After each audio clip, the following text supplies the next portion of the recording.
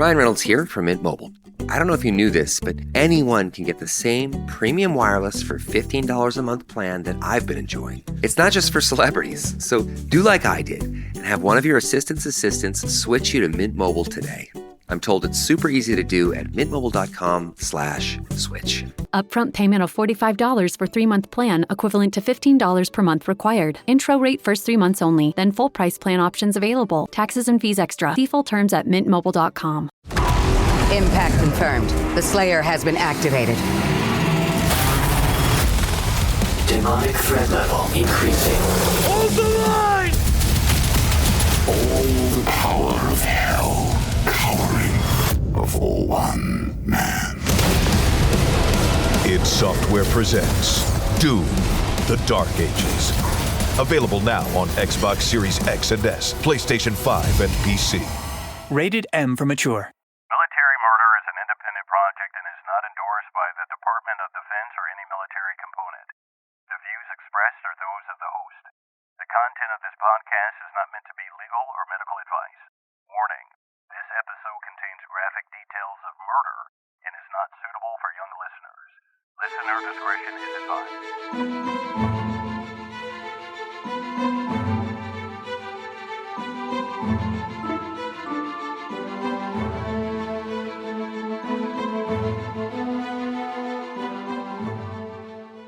Welcome back, True Crime Army. I am your host, Margot, and this is Military Murder, a show where I focus on crimes committed by military members and veterans.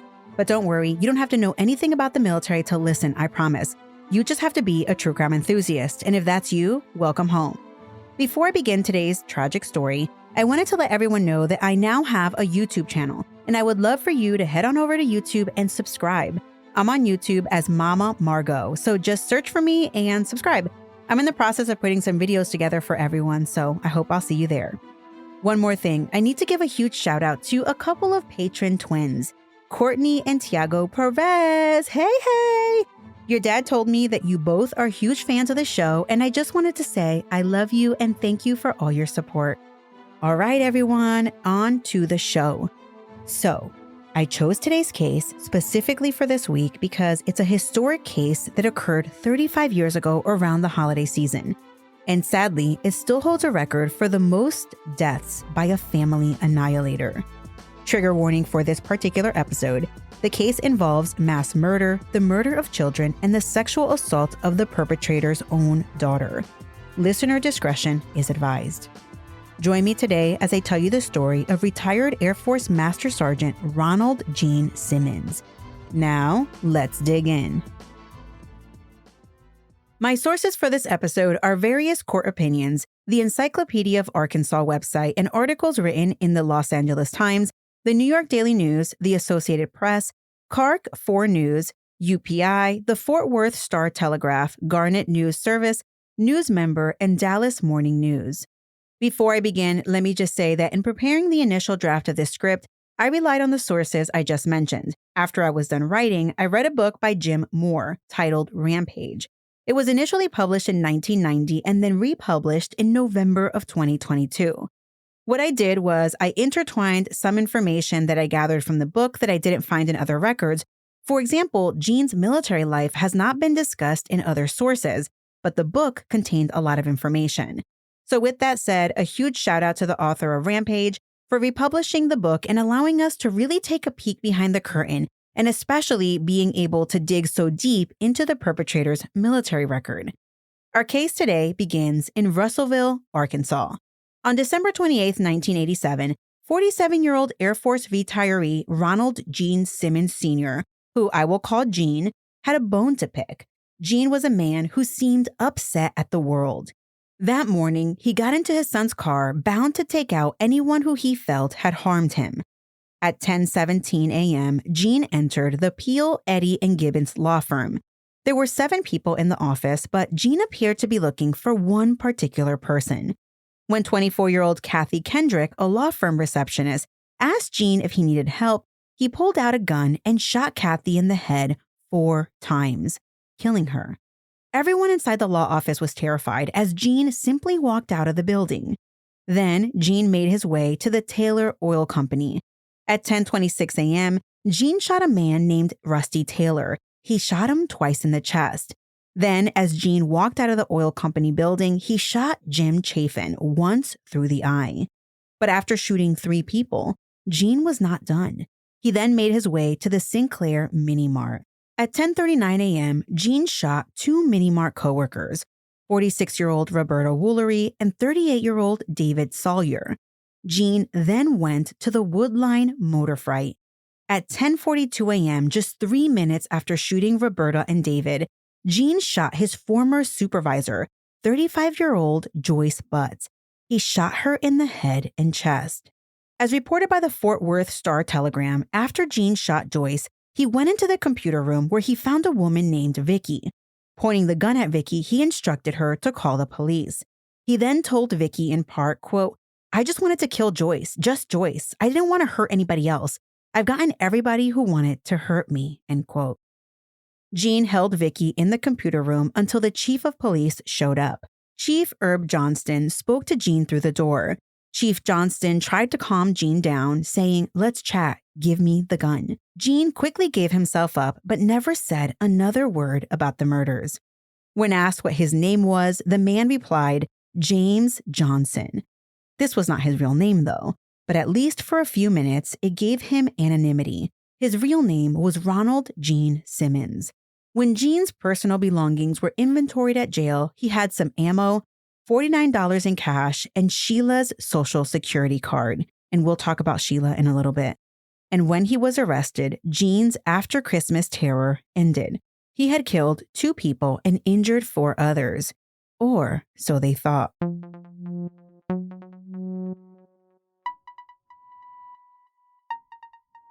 While Gene sat in jail, investigators tried to piece together what happened. Why had a military retiree shot up all these separate locations? In addition to piecing the events of that morning together, police were trying to make contact with Gene's family.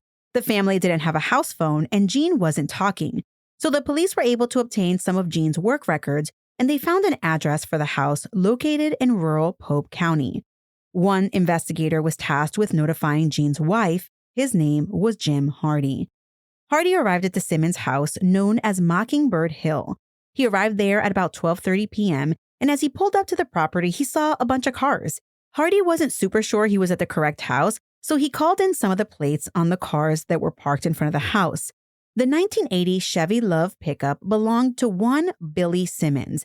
The 77 Toyota belonged to Dennis McNulty, and a blue Chevrolet station wagon belonged to Ronald Simmons, the man currently sitting in jail for his shooting spree. Bingo! Hardy knew he was at the right place. As Hardy stepped out of his vehicle, he noticed something. The place was eerily quiet.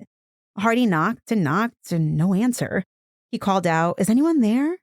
His spidey senses were going berserk at this point. He walked around the house, and in addition to how quiet the place was, all the curtains and shades were drawn. And then he noticed a stick at the bottom of a sliding glass door, indicative that it was locked. So, without doing anything else, Hardy got back in his car and went into town to consult with other investigators. Back at the station, Hardy and a few others barge into the chief's office and they tell them what Hardy found. Everyone is kind of freaking out as a light bulb goes off and they're like, "Wait, you think this fool killed his family too?" Meanwhile, one of the officers who is sitting with Gene while Gene isn't saying anything, well, this officer mentions to Gene, "Hey, something about your family." And all of a sudden, Gene's eyes get all swollen with tears. This nonverbal reaction, in conjunction with what investigator Hardy found at the house, was enough for them to go to the prosecutor to tell them that they had to make entry into the Simmons home immediately. They didn't have time to wait around for a warrant. The prosecutor was like, "Yeah, that's enough." And with the green light, the officers rushed back to the house on Mockingbird Hill, arriving at about 2:30 p.m. They immediately canvassed the area, and it was exactly as it was 2 hours earlier. This time, one officer found one unlocked window. He opened it and peered inside. And honestly, no amount of training would prepare these first responders from what they were about to find. The 2 murders earlier that morning in Russellville, that was all just the beginning. In eyesight, the officer saw 2 bodies on the floor covered with something, a blanket or a jacket of sorts. He made entry, unlocked the front door, and let the rest of the crew inside. They entered holding video recorders because they knew they needed to record the evidence. Inside the Mockingbird Hill house, it would take investigators 2 days to find the bodies of 14 people, both inside and outside of the residence. It took 2 days to uncover the bodies because of the sheer size of the property. So, who were the 14 bodies? Had that many people been reported missing recently? Well, they were all Gene's family members. And remember, this discovery was taking place within days of Christmas, a holiday where families often get together to celebrate. This year, however, the victims had been summoned to their deaths. After the discovery of the Simmons family massacre, the LA Times reported that it was the worst mass murder of a family in U.S. history. And 35 years later, that still rings true today.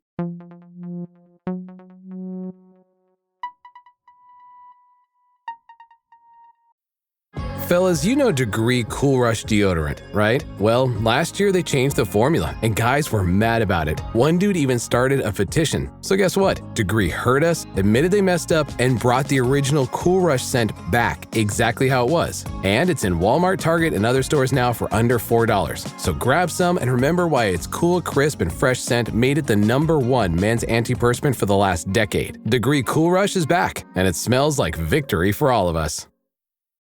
Running a business comes with a lot of what-ifs. But luckily, there's a simple answer to them. Shopify.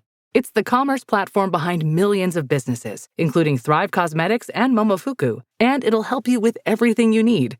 From website design and marketing to boosting sales and expanding operations, Shopify can get the job done and make your dream a reality. Turn those what-ifs into...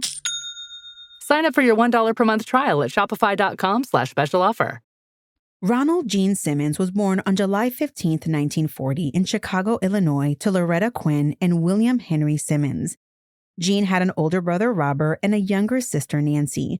And then, when Gene was only 2 years old, his father died. Within a year of his father's death, Loretta married William D. Griffin, a civil engineer for the U.S. Army Corps of Engineers. The Corps made the family move to Little Rock, Arkansas in 1946. Eventually, the family welcomed another son. His name was Peter. When Gene was 12 years old, his older brother joined the Navy, and that left Gene to act as the oldest son. But it turned out he would bully his little brother, which did not ring well with his parents, and they eventually sent him to boarding school. From a young age, Gene suffered from self-control issues and had violent outbursts. Eventually, on September 15, 1957, after dropping out of high school, Gene joined the U.S. Navy. His first assignment was in Guam, where he spent 2 years and loved it.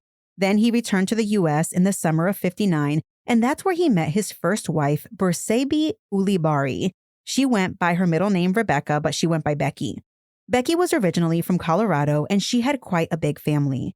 After dating for about a year, they were married in July of 1960. He was 20, and Becky was 19 years old. Gene was then transferred with the Navy to New Mexico. Within 3 months of marriage, the couple was expecting their first child. When Becky's family first met Gene, they thought he was a fine young man. Becky's family told the LA Times, quote, "He was like any other guy. I mean, you always think that a serviceman will make a good husband," end quote. But as time went by, there was something about Gene that Becky's family didn't like. They told the Mountain News that they didn't trust him because he got, quote, "stranger each year," end quote. He became increasingly controlling and became physically and emotionally abusive. The family had even commented among each other that if anything ever happened to Becky, one of her sisters would raise her kids. Well, that would be a big ask because Gene and Becky went on to have 7 kids in the first 18 years of marriage. Ronald Gene Jr., aka Little Gene, was born in 1961. Gene left the Navy in '62 because he didn't want to be separated from his family. Sheila Jean was born in '63. 2 years after leaving the Navy, Gene joined the Air Force and the family welcomed their third child, William Henry, aka Billy. He was born in '65. 5 years later, the couple welcomed Loretta in 1970. 3 years later in '73 came Eddie. 3 years after Eddie in '76 came Mary Ann. And 3 years later came their 7th and final child, Rebecca, aka Little Becky. She was born in 1979. This next part about Gene's Air Force career I gathered from author Jim Moore's book, Rampage. Gene's first assignment in the Air Force was at Langley Air Force Base, where the family spent 4 years. While in Virginia, Becky's sister and brother-in-law were living nearby because her brother-in-law was in the Navy and also stationed in Virginia. The Simmons seemed to have a normal home life, but some things would later reveal itself to show how controlling Gene really was. For example, he didn't allow a phone at home. His wife didn't drive, and he was fine with that, and he controlled all of the money, not letting Becky do much of anything except take care of the kids. In 1966, Gene went from a regular Air Force job to working for the Office of Special Investigations, also known as OSI. Oh yes, when I first learned about this story, I had no clue that Gene was OSI at one point. Yes, and he did it for like a decade. Anyway, by this point, he's a staff sergeant, which is an Air Force E5.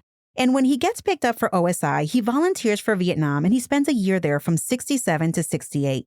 Then he's transferred to San Francisco. Then he makes his way to Travis Air Force Base. In 1970, the family welcomes their fourth child, and it appears that the Simmons home life is kind of fine. But then the Air Force doesn't grant Gene's request for a family transfer to live in either D.C. or Athens, Greece. And this really turns Gene upside down. He is beside himself. How dare the Air Force not grant his request? So like a little big fat baby, and we all know people like this in the military, Gene bitches and moans and complains and tells the Air Force to remove him from the OSI career field. And they do. They transfer Gene to the Aerial Port Squadron, and almost as soon as Gene's chair is warm at APS, he decides he hates it and he really screwed up. He writes a letter begging to be returned to OSI, but in the meantime, he PCSs, aka transfers, to Alconbury Royal Air Base in England. Now, it should be noted that one of the things that Gene does throughout his military career is that whenever they are due for a move, he always picks a kind of remote area for his family to live. It's like he likes to keep them isolated from other people. While the family is stationed in England, the Simmons have their fifth child, Eddie. And outside looking in, things are great. At work in 1973, Gene is nominated at the wing level as Non-Commissioned Officer of the Year. And while he doesn't win at the wing level, he did win at the squadron level, which boasts his ego quite a bit. Behind the scenes, home life at the Simmons home sucks. He's physically and emotionally abusing his wife, and he's secretly becoming obsessed with his 10-year-old daughter, Sheila. By June of 1976, the family relocates to Cloudcroft, New Mexico. Here, Gene is working with the Space and Missile System Observatory, aka SAMSO. The sixth child is born later that year in December of 76, and by the time that 1979 rolls around, Becky is pregnant with their seventh and final child. Now, Gene was trying really hard to stay in the Air Force. He didn't want to retire. He liked the job and he liked the pay, but he also purchased a forever home in New Mexico, and the military was looking to relocate him, and he was not a happy camper. And with that being said, Gene decided that he would retire as a master sergeant in 1979. After Gene retired, Becky had their seventh kid, and during the delivery, the doctor suggested that she get her tubes tied because another baby could be deadly. Gene was furious at this suggestion, but Becky knew it was the right thing to do, and she did it. And it was at this point that Gene decided he was no longer attracted to his wife because of the simple idea that she could no longer bear any of his children. And with that hatred towards his wife, the lust he had felt for his daughter, well, he would convince himself that he was doing it for the greater good. There are conflicting reports on when the sexual abuse began. Some reports say it began when Sheila was 15, which means it would have started while he was still on active duty. Other reports say it started in 1980, which means he would have been out. Either way, it was wrong and it was illegal. Author Jim Moore, however, states that Gene reconciled the idea of the abuse as a duty for him as a father to prepare and protect his daughter as she became an adult. Sheila was in her senior year of high school in the fall of 1980, and by the holidays that year, she had become pregnant with her father's baby. So just as an FYI, as I was reading a lot of reports in this case, they called this an incestual relationship, right? Which is a relationship between two family members. However, I'm going to call it what it is, and it's rape and sexual assault. I will be using the language of sexual assault, but that's exactly what it is. Anyway, by the time that spring rolled around and Sheila was showing, meaning her baby bump, author Jim Moore alleges that Gene told the family about the baby and how it was his. This clearly upset his wife, but even more upset was his eldest son, Little Gene. Little Gene confided in someone who told him that he needed to report that to the Department of Human Services, but it turned out he wasn't the only one who made a report. Sheila had confided in a friend at school who also reported it. DHS went to speak to Sheila when she was at school, and she told them that yes, her dad had been having sex with her. But sadly, when the case reporter showed up at the house, Gene would not allow Sheila to speak to the case reporter, and he barely said anything. Although it does appear that he was like, yeah, it is my baby, and she'll be fine. Even though little Gene made the initial report, he refused to speak to authorities because his mom and sister didn't want him to stir up any trouble for the family. But the authorities were so desperate to get information from Sheila that they threatened her. They threatened Sheila. They threatened to hold her in contempt if she didn't testify at the grand jury hearing. And with that threat, Sheila reluctantly testified. In August of 1981, 4 months after the initial report, an indictment for 3 counts of incest were handed down against Gene Simmons. But when officers went to the Simmons house to arrest Gene Simmons Sr., the entire family was, poof, gone. It appeared that Gene and his family had fled the state. With this information, the New Mexico authorities entered Gene's name into the FBI database and hoped that their fugitive would get in trouble. But sadly, that would not be the case, at least not initially. Within a year of the Simmons family being missing, the case against Gene in New Mexico was considered inactive, and it was placed in like a holding pattern. So if Gene ever reappeared, they would be able to prosecute.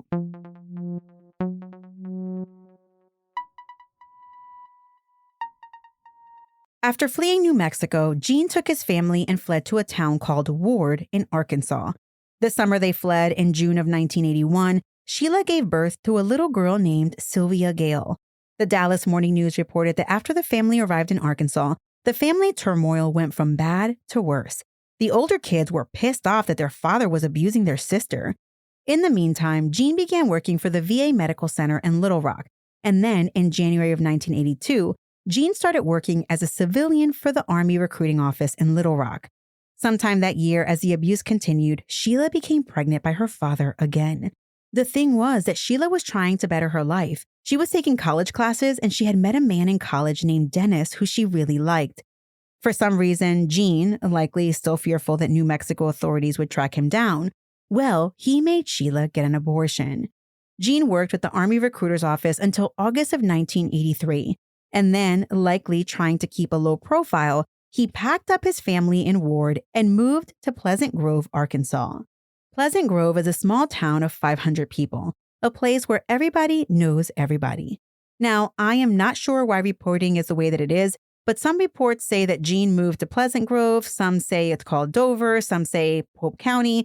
So just know that it's a very rural area. Of note is that this is where the family was living at the time of the massacre. While Gene thought that by moving the family, he would be moving his daughter far away from that guy named Dennis that she met in college, Dennis kept up with Sheila, and eventually, in the summer of '84, they got married. So let's put a little pin in this for now. When Gene moved to the Mockingbird Hill house, one of his first jobs was working as an accounts receivable clerk at Woodline Motor Freight in nearby Russellville. And this is where Gene Simmons and Kathy Kendrick's paths first crossed. You see, before Kathy worked at the law firm from the beginning of the story, she was working with Gene at the motor freight. But Gene gave off all the creepy vibes. Gene was a constant red flag of asking, begging Kathy to go out with him, but she always said no, telling him that she was happily married. According to court records, Simmons became a downright stalker. He wrote her notes, followed her around, and sometimes he even waited for her at her doorstep. Kathy tried to tell Gene to just go away, but he didn't listen. Eventually, Kathy reported Simmons to their boss, Joyce Butts. Joyce, the same Joyce from the beginning of this story, she confronted Gene and told him to cut it out. And well, as reported by J.B. Lewis from the Fort Worth Star-Telegram, on November 19th, 1986, it wasn't long after Joyce told Gene to stop harassing Kathy that Gene walked right up into her office and told her, quote, "Take this job and shove it," end quote. He then walked up to Kathy and said, quote, "I hope you're satisfied," end quote. And then he left. I mean, yeah, I would be plenty satisfied if I didn't have to be harassed every day at work. But go on, angry Jean. Within 4 months of Jean quitting, Kathy left the motor freight and she went to work as a receptionist at the Peel, Eddy, and Gibbons law firm. After basically quitting the motor freight gig, Jean went to work at, drumroll please, the Sinclair Mini Mart. Yep, the same Mini Mart from the beginning of this story. I wasn't able to find much information about Jean's time working there, but I think it's safe to assume that Jean had a bone to pick with someone at the Mini Mart.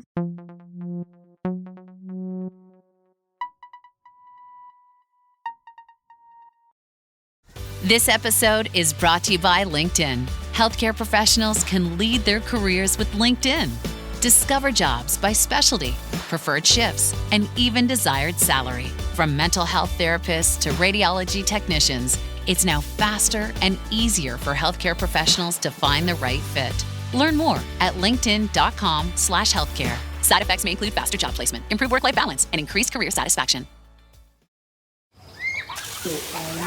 Missing out on family time because of all the noise? Enjoy the moment without straining to keep up with the conversation. Wow, what a beautiful sunset. Discover Nuance Audio, the new invisible hearing solution that's built into your glasses. Discreet, comfortable, and easy to use. Nuance Audio glasses help you hear better and reduce background noise, so you can get back to enjoying time with your loved ones. Find a store near you at nuanceaudio.com. In the mid-'80s, the Simmons family settled into their new lives in Arkansas. They lived on a 13-acre piece of land which would become known as the Mockingbird Hill. The Fort Worth Star-Telegram described the property as nestled at the foot of the Three Knob Mountains of northwestern Arkansas, about 85 miles northwest of Little Rock. The house was basically two homes combined to make one giant house, but it didn't have modern-day amenities. No indoor plumbing, no heat, no air conditioning. There was a giant 10-foot privacy wall around some parts of the property and a giant no trespassing sign for all to see. And the family situation was terrible. The kids were forced to perform tons of manual labor. One of the Simmons neighbors told the Associated Press that Jean was a slave driver. As an example of the term, the neighbor said Jean required the kids to carry 5-gallon buckets of dirt from the road to the house atop a steep hill. Another neighbor said that whenever she was walking by the house, Jean would shoo the kids away so that they couldn't speak to the neighbor. She found that behavior very odd. Jean controlled everything in the house. There was no house phone, so if anyone ever made a call using a payphone, Jean was always within earshot. He also personally screened the mail. He prohibited his wife and his daughters from wearing makeup because he didn't want them to look good. The kids did attend public school, but they had limited access to friends outside of school. According to Fort Worth Star-Telegram, sometimes the kids were allowed to have friends over. One friend recalled that Jean never spoke. He always had a beer in his hand, and he had this one small room where he kept to himself. No one ever dared go into that room, but the friend recalled that the room smelled real bad. Everyone in the small town knew there was something odd about the Simmons family. It was a very tight-knit community, but besides Jean, no one would ever see the rest of the family. Jean was very secretive. He would straight up walk away from people if they tried to talk to him. Becky, Jean's wife, was even more isolated than the kids. They at least got to go to school. Becky couldn't leave the house except to do laundry. She couldn't go shopping, and she wasn't allowed to go to church. According to the New York Daily News, Becky despised her husband for years, long before he started abusing their oldest daughter. She called him fatso behind his back, and she prayed daily because, quote, she didn't want to meet him in hell, end quote. Becky really wanted to leave Jean, but she never got the chance. So let's get to December of 1987. What were the Simmons family members up to? On December 18th, Gene Sr. just up and quit his job at the Sinclair Mini Mart after he worked there for 18 months. When his coworker asked him why he was quitting, Gene simply said, quote, I have just burned out, just tired of it, burned out. I've got the worst hours and the worst pay of anybody there, and my old car is not running all that good, and I wouldn't be able to make it down out of the mountains in the cold weather and things, and I'm just tired of it. I'm just not going to work for you anymore, end quote. The three eldest Simmons kids, little Jean, Sheila, and Billy, were all adults, and they had all moved out of the Simmons house. They were all married with their own children. Reports indicate that growing up as they did, they lived their adult lives, quote, uncommonly shy and silent about their past, end quote. Which, do you blame them? The oldest son, little Gene, married a woman named Wilma, and they had a daughter named Barbara Jean. 3 years into their marriage, in May of 1987, the couple divorced.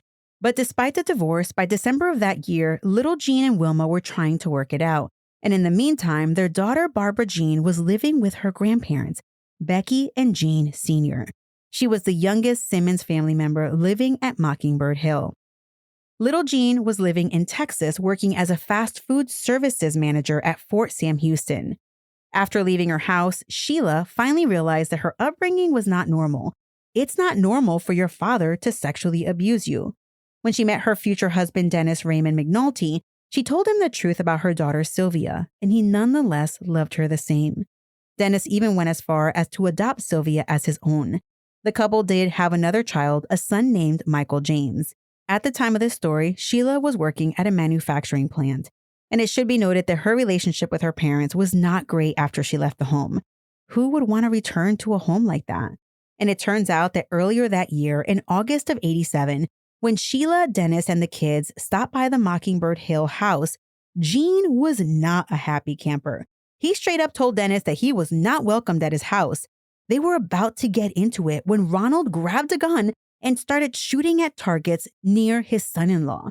This type of behavior was insane. So Sheila and Dennis grabbed their kids, they packed it up, and they got the hell out of Dodge. I cannot imagine that they'd ever want to return to that house again. All right, let's talk about Billy Simmons. After Billy left the house, he married Renata May, and they had a son together that they called Trey. From everything that I read, it appeared that Billy and his mother Becky were pretty close. So let's talk about the young kids. In December of '87, the Simmons still had 4 underage kids living at home. Loretta was 17 years old and she was a senior at Dover High School. She was an honor student and she was really into writing poetry. She was really looking forward to attending college the following year because she hated her home life so much. The summer before the family massacre, Loretta managed to smuggle some letters to a friend where she basically confided in hating her life. She said she'd rather be dead. She said her father hated her and her mother was difficult to talk to. According to one of Loretta's friends, Loretta had zero respect for her dad and she would often insult him to his face and openly defy him. Because the other kids were so young, there isn't a lot of information about the youngest 3 Simmons kids. Eddie was 14, Madeline was 11, she had just turned 11 in December, and little Becky was 8. That December, Becky, the mom, she wrote a very long letter to Billy, her favorite kid. I'm going to call him her favorite kid because I think he is. And she wrote the letter to Billy, his wife, and their baby Trey. The letter is lengthy, but it's important to read it because it gives you a glimpse into Becky's state of mind at the time. Dear Bill, Renata, and Trey, Loretta may be staying in town Friday night, so I'll have her mail this. I've been thinking of all you said, Bill, and I know you're right. I don't want to live the rest of my life with Dad, but I'm still trying to figure out how to start. What if I couldn't find a job for some time? You have to remember, I've never had a job since I've been married, or before that neither. Now I have to start somewhere. It would all be so much easier if it was just me, but I have 3 kids also by then. So if you want to do any checking by telephone, go ahead and check and we can talk about it when you come. I've decided if I borrow from Mom that I would have her send it to you. I'm still all very confused, but like I said, I do know I don't want to stay with Dad, but don't want him getting more than he deserves. Yet sometimes I feel God is telling me to be more patient. Right now, I'll just say do some checking and then it will help make my decision. I would like for Loretta to move with you after she turns 18. She wants to go to college and she can get a job too. I don't think San Antonio is a place for her. Little Gene and Wilma are back together, but they want to try it out and try to come get Barbara. I'm sure enjoying Barbara. She is a sweet, lovable, polite little girl. She is a good little girl and we all love her and enjoy her so much. She always has us laughing. I'm so proud of Trey. The last time you came, Dad wanted to know how come you didn't stay long enough to see him too. Now that little Gene and Wilma are back together, I wish they could move from San Antonio. Barbara needs both of her parents. They both have been through so much. I hope it works out. I love them both. Wilma wrote me a letter telling me she loves little Gene very much, and she must because she went back to him, and I'm sure she has been hurt deeply. I want to see all my children happy. I remembered a lot of what you said, Bill.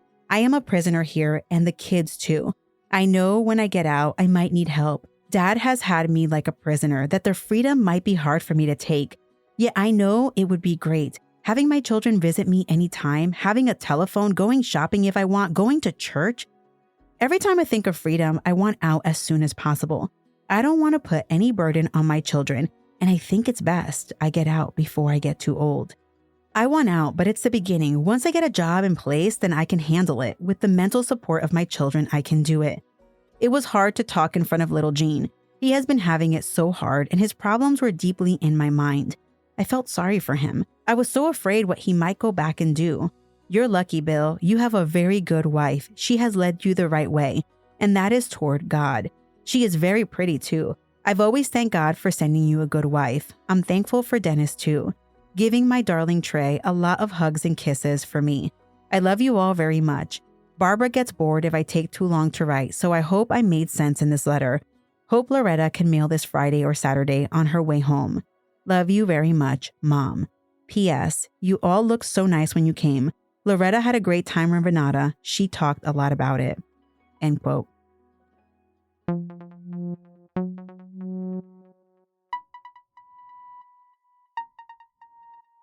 What investigators found when they walked into the Simmons household after his arrest is what nightmares are made of. The first 5 bodies police found upon entering the Simmons home were inside the residence. The Dallas Morning News reported that the bodies were surrounded by more than 90 spent rounds of ammunition.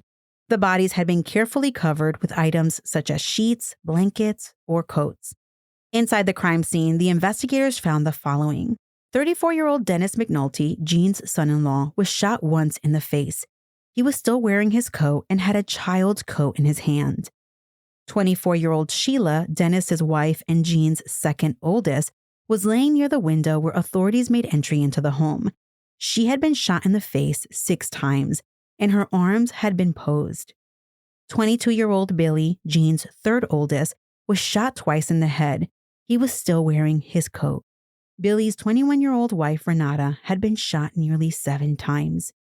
And when authorities entered one of the smallest bedrooms, they found 6-year-old Sylvia.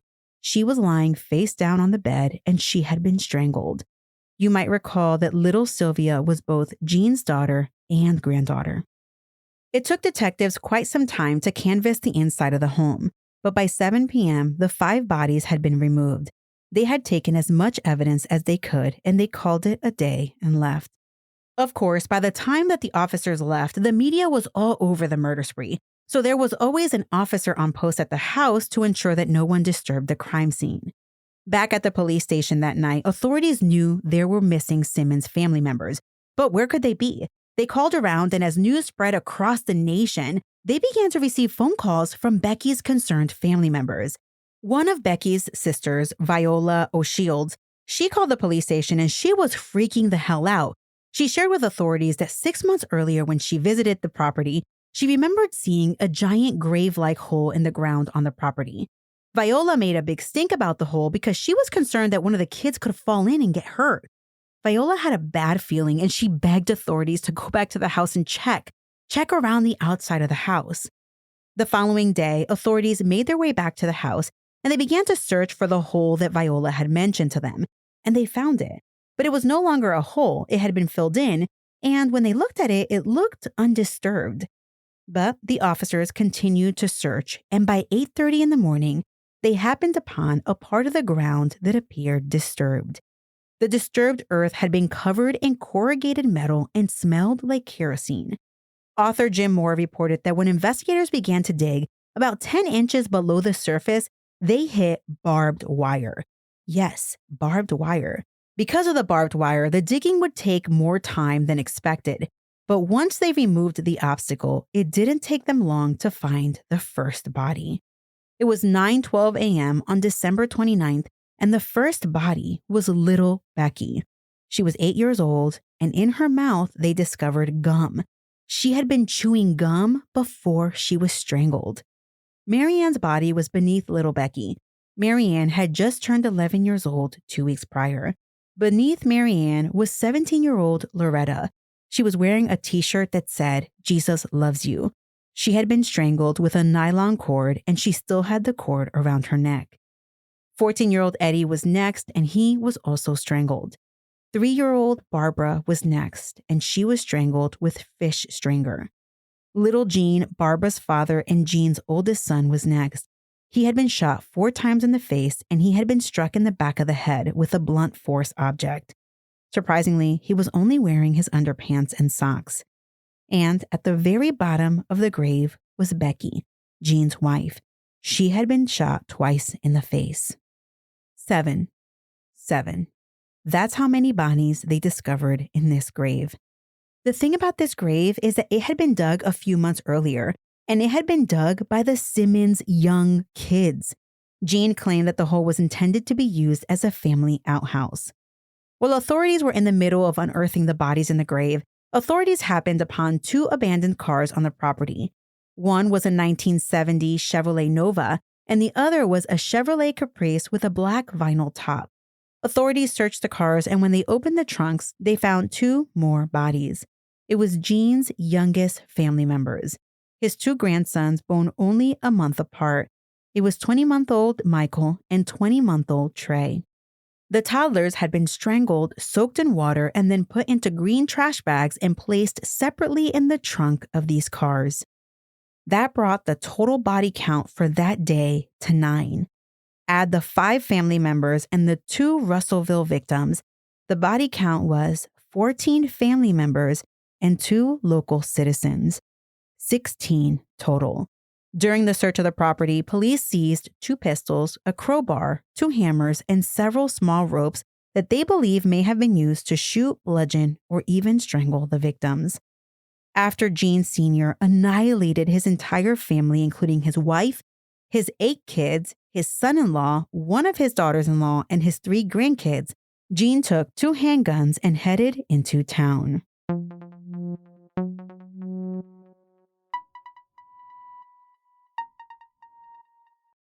On December 28th, when Gene walked into the law firm, there was a woman named Brenda seated in the waiting room.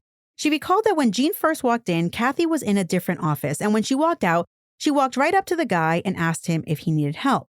Brenda said it didn't appear that Kathy recognized the man. And that's when, without saying a word, Gene revealed his weapon and shot Kathy 4 times in the head, never saying a word, and then he walked out of the office. Gene's next stop was a Taylor Oil Company. It was there that he shot Rusty twice in the chest. Rusty, it turned out, was the owner of the Sinclair Mini Mart, the last place that Gene worked at before committing the massacre. Rusty, thankfully, survived the attack. However, James David Shoffin, who went by Jim, was not so lucky. 34-year-old Jim was a fireman and a part-time truck driver for Taylor Oil. At 7 a.m. that morning, Jim had gotten off of his 24-hour firehouse shift. At 9:07 a.m., Jim went back to the firehouse after an alarm went off. He wanted to be there for standby just in case. Well, after about an hour, he left the firehouse for his shift at Taylor Oil, and he was just walking in the front door when Gene was leaving, and that's when Gene shot Jim right through the eye. Sadly, Jim did not survive the attack. Jim was remembered as a very nice man who loved to talk about his kids and his horses. After the shooting, a firehouse was named after Jim in his memory. After shooting Jim, Gene encountered Julie, a bookkeeper who had just started working at Taylor Oil that day. As she heard the first gunshots, she exited the bathroom, and that's when she saw Jim get shot point blank. Gene saw Julie, and wearing his cowboy hat pulled down to his eyebrows, he shot towards Julie, but Julie ducked and hid behind some crates. Julie later stated that the bullet was so close to her head that she could feel the heat from the bullet in her hair. After Taylor Oil, Gene headed to the Sinclair Mini Mart. There, he walked in and he first shot at the woman at the counter, 46-year-old Roberta. She was hit with a bullet to the mouth and one grazed her shoulder.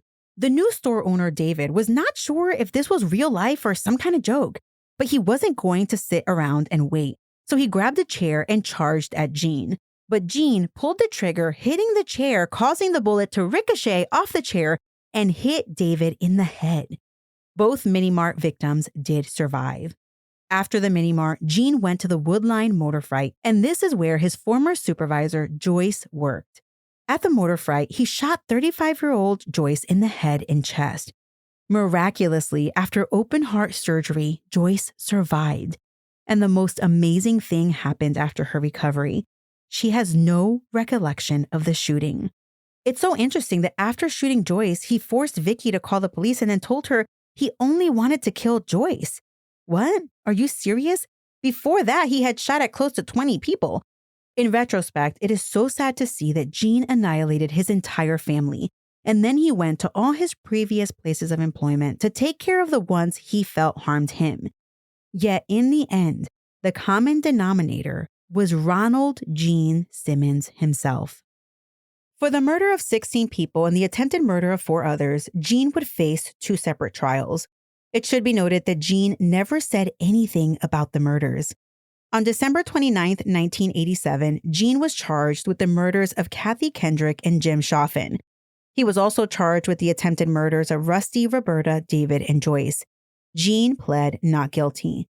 It should be noted that at the time of these charges, authorities had not yet discovered all of the bodies on Gene's property. Not long after the arrest and arraignment, Gene was secretly transferred to the hospital for a psych evaluation. They did so secretly because of all the death threats the chief of police had received against Gene. Eventually, Gene was found of sound mind and he was found competent to stand trial. After the discovery of all the evidence back at the Simmons residence, in January of 1988, Gene was charged with the murders of his 14 relatives. He pled not guilty. In May of 1988, Gene's first trial for the murders of Kathy and Jim took place. The initial venue was moved due to the amount of pretrial publicity the case had received. At trial, the prosecutor contended that Gene murdered Kathy because she spurned his advances. Jim was killed because he was in the wrong place at the wrong time. The defense did not present any evidence. However, in arguments, they contended there was no proof that Gene was the killer because the murder weapons were clear of his fingerprints. The jury just scoffed, and after deliberating for just 1 hour, they found him guilty of murder. 4 days later, Gene was sentenced to death plus 47 years. And then, after the sentence, the public heard from Gene for the first time since the murders. He took the stand and made the following statement. Quote, "It is my wish and my desire that absolutely no action by anybody be taken to appeal or in any way change this sentence. It is further respectfully requested that this sentence be carried out expeditiously. I want no action that will delay, deny, defer, or denounce this very correct and proper death sentence. My attorneys have repeatedly counseled me to appeal. However, that is not what I want. I believe now and always have in the death penalty. To those who oppose the death penalty, I say in my particular case, anything short of death would be cruel and unusual punishment. I am of sound mind and body and have been seen by psychoanalysts who can verify that I am capable of making a clear and rational decision. I have given clear and careful thought and consideration, so there is nothing that will cause me to change my mind. I only ask for what I deserve. Let the torture and suffering end. Please allow me the right to be at peace." End quote. In February of 1989, 14 months after he annihilated his family, Gene's trial began in Johnson County. A change of venue also occurred, and it did not take place in the same location as his first trial a few months earlier. At the trial, the prosecution contended that the gun used to kill Kathy and Jim was the same gun that Gene used to kill many of his family members. Because prosecutors didn't have a definitive date of the family murders, they contended that the murders happened before Christmas Day. They believed the murders occurred on December 22, 1987, which coincided with the last day of school before winter break. The prosecutor believed that Gene methodically went through his home and killed his wife Becky, his oldest son Little Gene, and Little Gene's daughter. Little Gene had been in town for the holiday. After Gene killed those 3 family members, he placed them in the shallow grave outside, and then he sat and waited for his 4 school-aged children to return home from school on the bus later that day. After getting off the bus, he then killed Loretta, Eddie, Mary Ann, and little Becky and placed them in the grave outside. The prosecutors then contended that after he disposed of the 7 bodies, he hung out at his house waiting for the rest of his family to arrive for the holidays, which likely occurred on December 26. On that day, Billy arrived at the home with his wife Renata and their child Trey, and Gene murdered all 3 of them. Later that day, when Sheila arrived with her husband Dennis and their 2 kids, Michael and Sylvia, Gene shot and killed Dennis and Sheila. He then strangled the kids. he placed the 2 young kids in the trunks of the abandoned cars and left the other 5 inside the home covered up.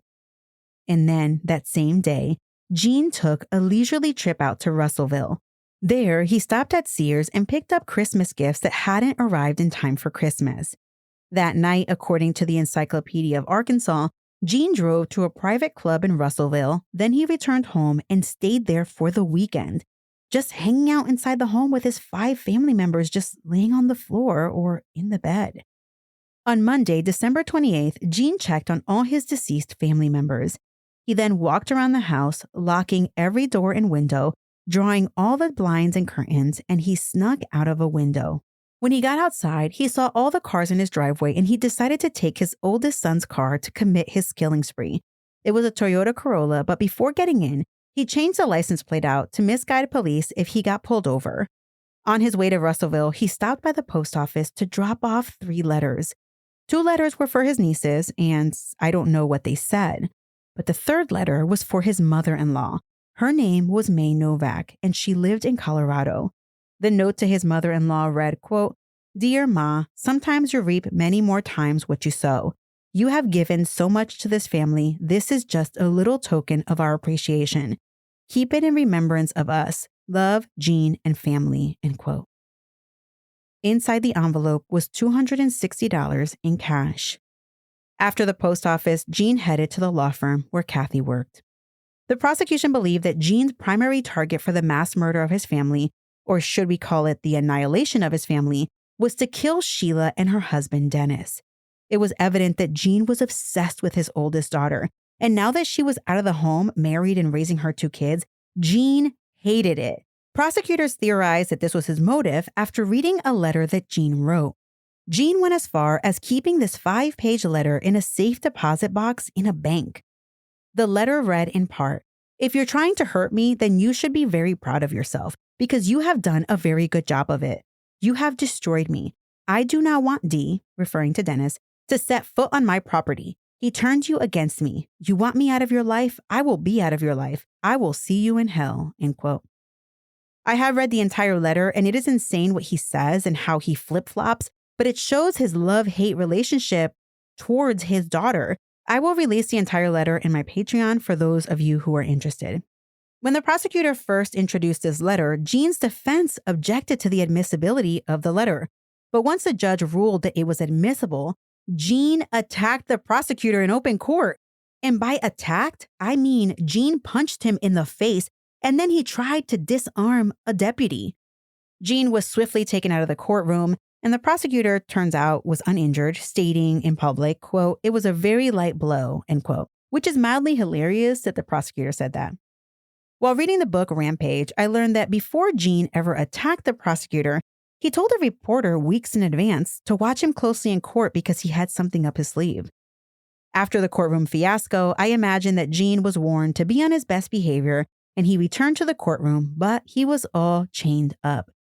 Gene's defense attorney argued at this trial that there was no proof that Gene killed his entire family. The defense instead relied on the alternative suspect theory. They said the real killer was Dennis, Sheila's husband. They said he killed everyone in a rage. Gene escaped death because he wasn't home, but after killing everyone, Dennis then killed himself. It was an outrageous defense, but they said what they said, and they were sticking to it. It didn't matter, though, because on February 10th, 1989, after deliberating for 4 hours, the jury convicted Gene on all counts. Later that same day, Gene was sentenced to death. He waived all appeals, and his execution was scheduled for March 16th, 1989. On March 1st, there was an evidentiary hearing to determine if Gene was competent to waive the automatic appeals that come with a death sentence. The judge ruled that he was competent and his desire was granted. Now, this next part is about the death penalty and appeals, and for this part, we're going backwards to immediately after the first death sentence was handed down. After Gene was sentenced to death after his first trial, a few inmates didn't want the precedent that Gene was setting. So, Reverend Louis J. Franz, a Catholic priest who counseled inmates at the Arkansas Department of Correction, he petitioned the Arkansas Supreme Court to allow him to proceed in court on behalf of Gene as next friend, basically in his place. Long story short, Franz wanted to appeal Gene's sentence on his behalf since Gene didn't want to appeal himself. Franz was also asking for a stay of execution as that March execution date fast approached. On June 20th, the court granted a stay of execution and asked for more information. However, after oral arguments, the court ruled that Reverend Franz did not meet the qualifications for next of kin and could not take Gene's place in court. The stay of execution was canceled, and the court reminded everyone that Gene didn't want to appeal his sentence. He said so loud and clear. 3 days after this, a death row inmate by the name of Jones Whitmore attempted to intervene in court as Gene's next friend, but the court was like, denied. On March 10th, 1989, Gene filed a petition requesting expedited review of his waiver of direct appeal. He basically was like, hello, can we get this party going? The Arkansas Supreme Court reviewed the file and they sided with Gene. He was competent and his decision was intelligent and knowing. One of the filings is quoted as saying, quote, in a psychiatric interview, Gene stated that he would consider it, quote, a terrible miscarriage of justice for a person to kill people and not be executed, end quote. The court further opined that there was no meaningful evidence that he was suffering from a mental disease, disorder, or defect that substantially affected his capacity to make an intelligent decision, end quote. On May 31st, 1990, Arkansas Governor Bill Clinton, yes, that Bill Clinton, signed an execution warrant for June 25th, 1990. Gene had his last meal a year prior when his execution had been postponed. This time, there would be no more delays. And on that day, June 25th, 1990, at Cummins Prison, 49-year-old Gene Simmons had his last meal, which consisted of a well-done filet, a raw onion, a sliced tomato, cheese, a dinner roll, a banana, and a 7-Up. Then, as he lay in the chamber, Gene spoke his final words, quote, justice delay finally be done is justifiable homicide, end quote. Then he was given a lethal injection. After his death, no one claimed his remains. He was buried in a pauper's plot in Lincoln Memorial Lawn in Varner. 22 years after Gene's execution, one of his defense attorneys gave an interview to Lauren Traeger from KARK 4 News. The attorney, John Harris, told the news outlet that Gene confided in him, and Gene was infatuated with Sheila. He admitted to fathering little Sylvia. He told his attorney that by 1987, when he committed the murders, he felt like his family was slipping away. The attorney said, quote, I think he felt like they're going to take him out. He's going to take them out first. I think that was his mindset, end quote. Gene's defense attorney shared with the outlet that the 16 murders committed at the hands of Gene are not only his fault. The attorney said that the New Mexico police are partially to blame for not vigorously hunting Gene down for the incest charges in their state. Of course, KARK 4 News hunted down someone in the police department in New Mexico, and they admitted that after Gene's killing spree, they have strengthened their interstate communications and they talk more freely about the warning signs of abuse. Now, the author of the book Rampage actually believes that Gene never confided in his attorneys, so they're just making up all this Gene told me stuff. But anyway, I just wanted to put that in there just in case you pick up the book. This case is truly a tragic story that began inside a home. It began as the sexual assault of his own underage daughter and a world who turned a blind eye. Sadly, this is the case in many homes. Before I leave you today, I want to leave you with a poem. It's a poem written by one of Gene's victims. 17-year-old Loretta seemed to be full of life, despite living such a depressing home life. She had but a few months to go before graduating from high school. She wrote this poem on school paper. It's titled, The Death of a Flower. Quote, a flower among the many seeds. Each day another blooms, stronger and greater than the one before, till finally it's at its best. Slowly and sometimes painfully, the petals begin to droop, and the color and life quickly vanish, till all that is left is the stem. Like memories, reminding ourselves of what was then and what is now. So soon we feel the loss, and then the sadness sets in, of what once was so strong, so sweet and beautiful, and the knowledge of what was with us is no longer there, end quote.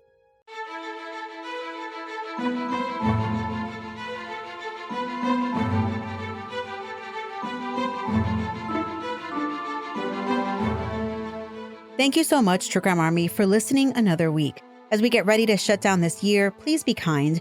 Remember that the holiday season is happy for some, but sad for others. especially for those who have lost a loved one. Check on your family and friends. If you're interested in watching true crime videos in the future, be sure to subscribe to my YouTube channel at Mama Margot. Military Murder was created by Mama Margot Productions. This episode was researched in collaboration with Haley Gray Research, produced in collaboration with my Bootcamp and Higher fan club members. Executive produced by Jen, Tina, Alicia, Falcon13, and Nicole. This month's newest associate producers are Tessa, Marco, JG, and Kimberly BB. This month's newest assistant producers are Angela, Martha, Lacey, Santos, Tiago, and Courtney Perez, and Sunsa Ray. The theme music was created by Tie Ups. Until next time, remember, you never really know what someone is capable of, so remain vigilant always. You have a fabulous week, and I'll keep digging to bring you another military murder story next time.